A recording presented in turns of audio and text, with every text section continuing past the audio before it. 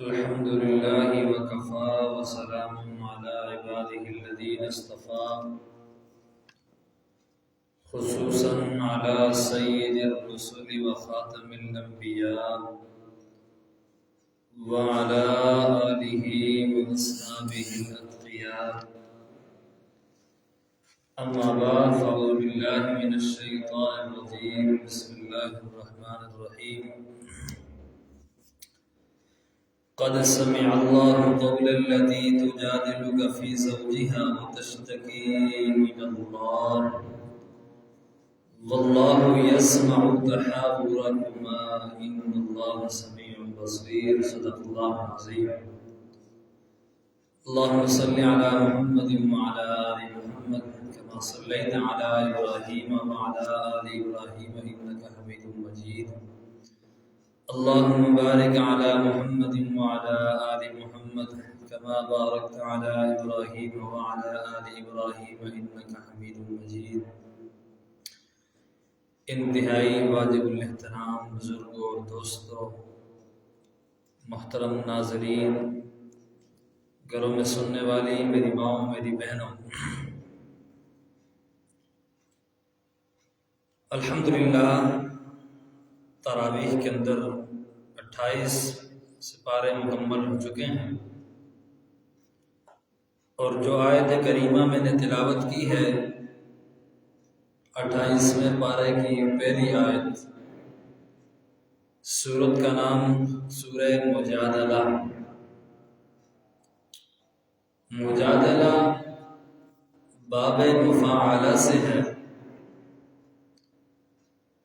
اس کا معنی ہے ایک دوسرے کے ساتھ جھگڑنا، لڑائی کرنا. ان ابتدائی آیات کا پس منظر اور اس سورت کا شان نزول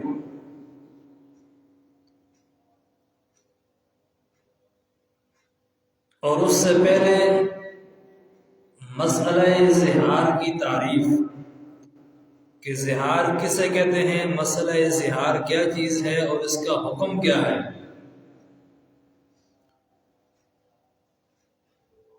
تو زہار کہا جاتا ہے عرب کے اندر یہ رواج تھا کہ وہاں اپنی بیوی کو محرمات، یعنی جو عورتیں انسان پر حرام ہیں، جن کے ساتھ انسان نکاح نہیں کر سکتا، مثلا والدہ، بہن، خالہ، پھپھو، تو ان محرمات میں سے کسی ایک محرمہ کے ساتھ تشبیہ دینا، اپنی بیوی کو ان محرمات میں سے کسی ایک کے ساتھ تشبیہ دینا، اس کو زہار کہا جاتا ہے لغوی طور پر. اب تشبیہ دینا دو طرح سے ہے کہ کوئی اپنی بیوی سے یہ کہے انت علیہ کا امی یا کا ظہر امی، کہ تو میرے لیے ایسے ہے جیسے میری والدہ یا میری والدہ کی پیٹھ. تو اس کے دو مطلب ہیں اس تشبیہ کے. ایک مطلب جو عرب کے اندر اسلام سے پہلے لیا جاتا تھا اور اس کے بعد بیوی اور خاوند کا تعلق آپس میں ختم ہو جایا کرتا تھا کہ تو میرے لیے ایسے حرام ہے جیسے میرے لیے میری والدہ حرام ہے، اور دوسرا مطلب کہ تو میرے لیے ایسے قابل احترام ہے جیسے میری والدہ قابل احترام ہے۔ اگر آج کل کے دور میں احترام والا معنی لیا جائے یا تشبیہ قرار دی جائے حسن کے اندر، پھر تو کوئی مسئلہ نہیں ہے، لیکن اگر پہلا معنی مراد لیا جائے کہ تو مجھ پر حرام ہے اس طرح جس طرح میری والدہ حرام ہے، تو اسلام لانے سے پہلے یہ بات کرنے کے بعد، یہ جملہ ادا کرنے کے بعد، انت علیہ کا ظہر امی، انت علیہ کا امی، اس کے بعد بیوی اور خاوند کا تعلق ختم ہو جایا کرتا تھا اور اس کو طلاق شمار کیا جاتا تھا، اور اس کے بعد کوئی دوبارہ راستہ میاں اور بیوی کے جوڑ کر نہیں ہوتا تھا۔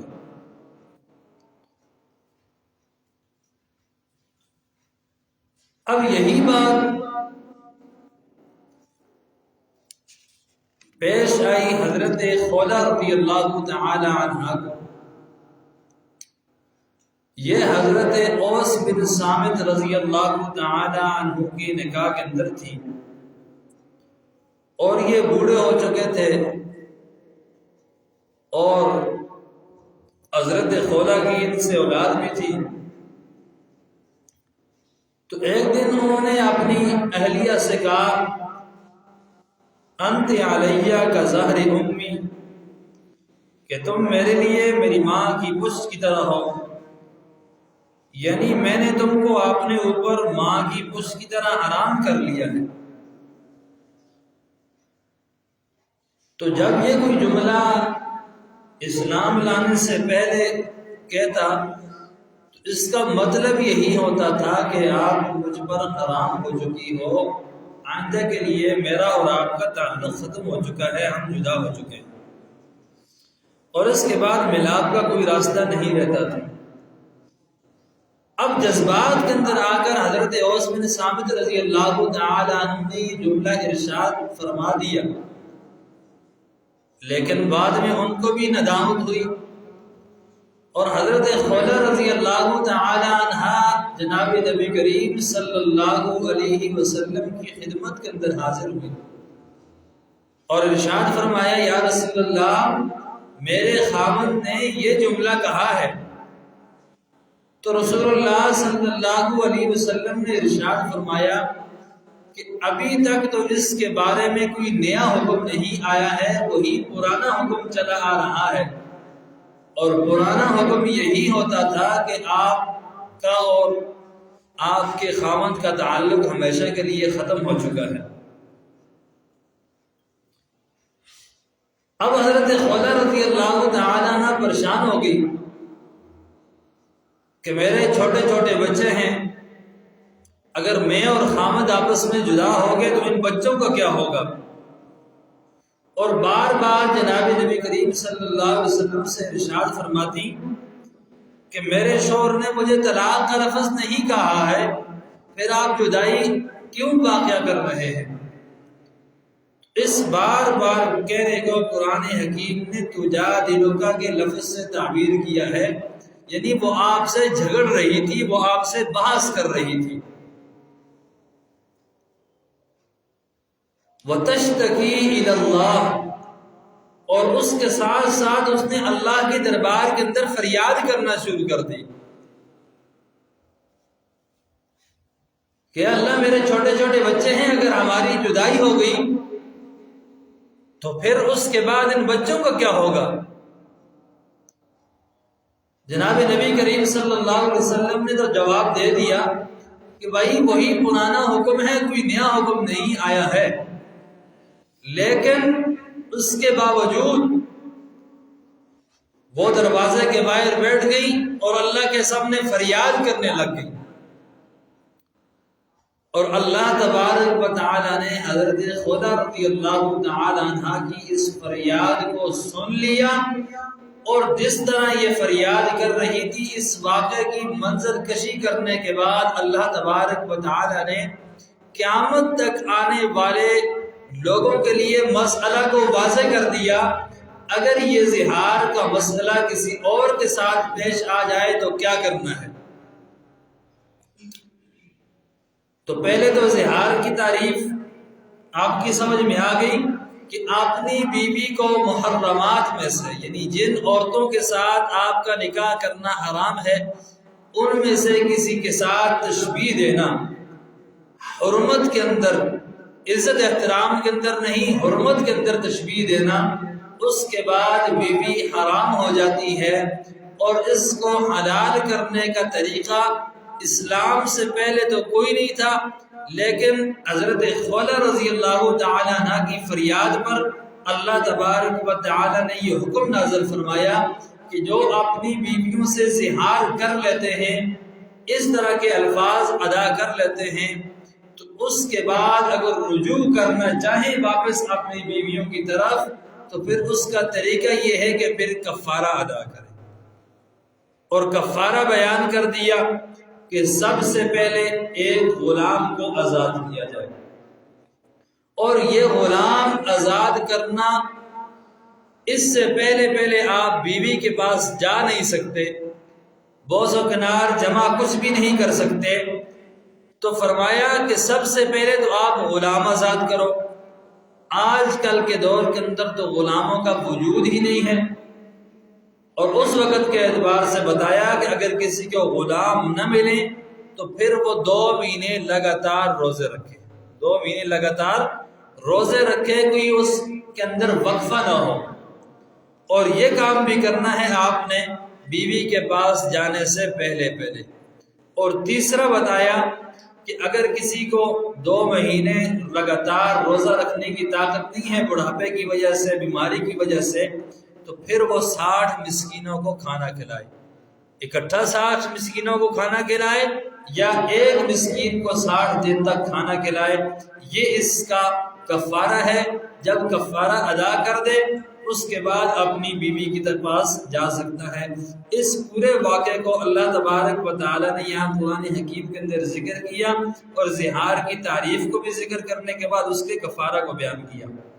فرمایا قد سمع اللہ قول التي تجادلك في زوجها، کہ تحقیق اللہ تبارک و تعالی نے سن لی قول التي، بات اس عورت کی، تجادلك في زوجها، جو آپ سے بحث کر رہی تھی اپنے خاوند کے بارے میں، وتشتکی الى اللہ، اور اللہ سے فریاد کرتی جا رہی تھی، واللہ یسمع تحاورکما، اور اللہ تبارک و تعالی تم دونوں کی گفتگو کو سن رہا تھا۔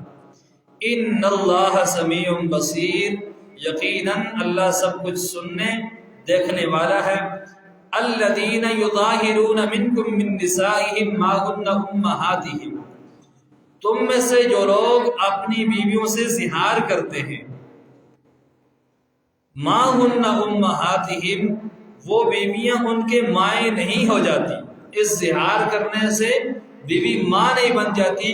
بیوی کو ماں سے تشبیہ دینے کا مطلب نہیں ہے، یہ نہیں ہے کہ وہ بیوی اس کی ماں بن جائے گی۔ ان امہاتہم الا اللہ ولدنہم، ان کی مائیں تو وہی ہیں جنہوں نے ان کو جنم دیا ہے، جنہوں نے ان کو پیدا کیا ہے۔ وَإِنَّهُمْ لَيَقُولُونَ مُنْكَرًا مِنَ الْقَوْلِ وَزُورًا، حقیقت یہ ہے کہ یہ لوگ ایسی بات کہتے ہیں جو بہت بری ہے، وزورا، اور جھوٹ ہے۔ یہ ایسی بات کرنا کیا ہے؟ بری بھی ہے، اور اس کے ساتھ ساتھ کیا ہے؟ جھوٹ بھی ہے۔ اس کو اللہ تبارک و تعالی نے گناہ کہا ہے، لیکن اگلی آیت کے اندر اللہ تبارک و تعالی نے اس سے توبہ اور معافی کا طریقہ بھی بیان کیا ہے۔ وَإِنَّ اللَّهَ لَعَفُوٌّ غَفُورٌ، اور اللہ بہت معاف کرنے والا، بہت بخشنے والا ہے۔ وَالَّذِينَ يُظَاهِرُونَ مِن نِّسَائِهِمْ، اب یہ صورت ذکر کر رہے ہیں کہ وہ لوگ جو اپنی بیویوں سے زہار کرتے ہیں، یعنی اپنی بیویوں کو اپنی ماں سے تشبیہ دیتے ہیں، ثم یعودون، پھر اس سے رجوع کرتے ہیں، لما قالوا، جو کچھ انہوں نے پہلے کہا ہے، تو اب اس کا کفارہ کیا ہے؟ فتحریر رقبۃ من قبل ان یتماسا، ایک غلام آزاد کرنا ہے قبل اس کے کہ وہ میاں بیوی ایک دوسرے کو ہاتھ لگائیں، یعنی ایک دوسرے کے پاس جانے سے پہلا کام یہ کرنا ہے، اگر ہو سکے تو غلام آزاد کرنا ہے۔ لیکن ابھی تک کیونکہ غلام آج کل اس دور کے اندر ہے نہیں ہے، تو غلام والا کام تو ختم ہے۔ ذالکم توعدون بی، یہ ہے وہ بات جس کی تمہیں نصیحت کی جا رہی ہے۔ واللہ بما تعملون خبیر، اور اللہ تعالیٰ جو کچھ تم کرتے ہو اس کی پوری طرح خبر رکھنے والا ہے۔ جی کفارے فطرانے کی مقدار 150 روپیہ 140 ہے صابر محبوب صاحب۔ فَمَن لَّمْ يَجِدْ فَصِيَامُ شَهْرَيْنِ مُتَتَابِعَيْنِ مِن قَبْلِ أَن يَتَمَاسَّا، پھر جس شخص کو غلام میسر نہ ہو، تو آج کل کے دور کے اندر تو غلام ہے ہی نہیں ہے نا، اس دور کی بات یہ ہے کہ کسی کے پاس غلام نہ ہو تو وہ فدیہ کہاں سے ادا کرے؟ تو آج کل کے دور کے اندر فدیہ اور یہ کفارے کی 2 ہی صورتیں باقی رہ جاتی ہیں، یہ جو ابھی ذکر ہونے والی ہیں، کہ جن کو غلام میسر نہ ہو فصیام شہرین متتابعین، تو 2 مہینے لگاتار روزے رکھے، من قبل ان یتماسا، قبل اس کے کہ وہ میاں بیوی ایک دوسرے کو ہاتھ لگائیں۔ اگر 2 مہینے لگاتار روزے رکھنے کی طاقت نہ ہو تو کیا کرے؟ فَمَن لَّمْ يَسْتَطِعْ، پھر جس کو اس کی بھی استطاعت نہ ہو، فَإِطْعَامُ 60 مسکینا، تو اس کے ذمے 60 مسکینوں کو کھانا کھلانا ہے۔ اب 60 مسکینوں کو ایک ساتھ کھانا کھلائے یہ بھی ٹھیک، اگر ایک ساتھ نہیں کھلا سکتا ٹھیک ہے تو ایک مسکین کو 60 دن تک کھانا کھلائے، یا 2 مسکینوں کو روزانہ 30 دن تک کھانا کھلائے، یا 30 دن یا 60 دن، 30 دن 2 کے اعتبار سے اور 60 دن 1 کے اعتبار سے۔ ذَلِكَ لِتُؤْمِنُوا بِاللَّهِ وَرَسُولِهِ، کہاں کہ یہ کام کون کرے گا کہ زہار ہو جائے اور زہار کے بعد کفارہ ادا کرے، یا قسم اٹھا لی تو قسم کے بعد اب ہانس ہونے کا خطرہ تھا تو کفارہ ادا کرے، یہ کام کرے گا کون؟ لِتُؤْمِنُوا بِاللَّهِ وَرَسُولِهِ، جو اللہ اور اللہ کے رسول پر کیا رکھتا ہے؟ ایمان رکھتا ہے۔ جو اللہ اور اللہ کے رسول پر ایمان رکھتا ہے وہی یہ کام کر سکتا ہے، سمجھ گئے؟ وَتِلْكَ حُدُودُ اللَّهِ، یہ اللہ کی مقرر کی ہوئی حدیں ہیں۔ وَلِلْكَافِرِينَ عَذَابٌ عَلِيمٌ، اور کافروں کے لیے دردناک عذاب ہے۔ یہ بھائی سوال کر رہے ہیں فطرانے کے بارے میں، تو ہمارے ہاں تقریباً گندم کی ریٹ 80 روپے ہے، 1.25 کلو کے حساب سے تقریباً 140 150 احتیاطاً 150 150 کے حساب سے دینا، یہ میرے خیال سے بہتر رہے گا۔ اللہ تبارک و تعالی سے دعا ہے جو کچھ کہا سنے اس پر عمل کرنے کی توفیق نصیب